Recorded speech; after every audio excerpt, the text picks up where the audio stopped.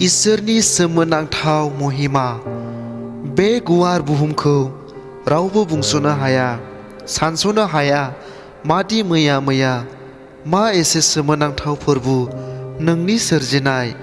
जेथिंबो नायोब्ला नुनो मोनो समायना रमायना दाउसिन दाउला, जिब जुनार बायदि मैया सोरजिबावदों नों सुबुं माहारिखौ गावनि बेसेन गोसा हां गियान होनानै। थेवबो नेवसिलांबाय सुबुं माहारिया नोंनि सैथो बोसोनखौ।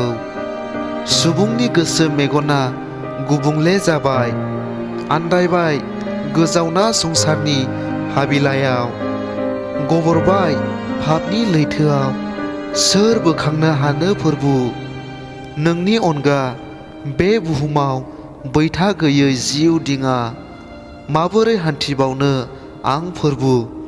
रोमै रोमै गोसोखाङो आं नोंनि बै खास्रि बिस्रि साबुजों बुजानाय आखाइ आरो आथिङाव गाजोल लोगथाब जानाय, सुनि थुफि हमहोजानाय। बेसे खस्थ' गावनि बेसेन गोसा थैजों दुगैनांदों नों फोरबु। अब्लाबो आं नोंनो मा होफिननो रोंखो। हायाखै, गैया जेबो। पापजों गेलेना दुखुसो होबावबाय आंनि बे मोजोमसे जिउखौ लाना।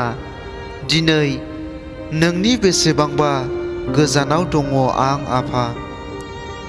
बोहैदों आंनि मेगनाव दुखुनि मोदैनि बाना। सोर दं आंखौ गोजोन होग्रा बे गुवार संसाराव। नाजावफिनदो फोरबु दिनैनिफ्राय नों आंखौ नोंनि नैथि फैफिनगोन समसिम नेनानै थानो हानाय बादि। बाहायदो फोरबु आंखौ नोंनि खामानिफोराव, नोंजों बानायजानाय नोंनि आगजुफोर बादि।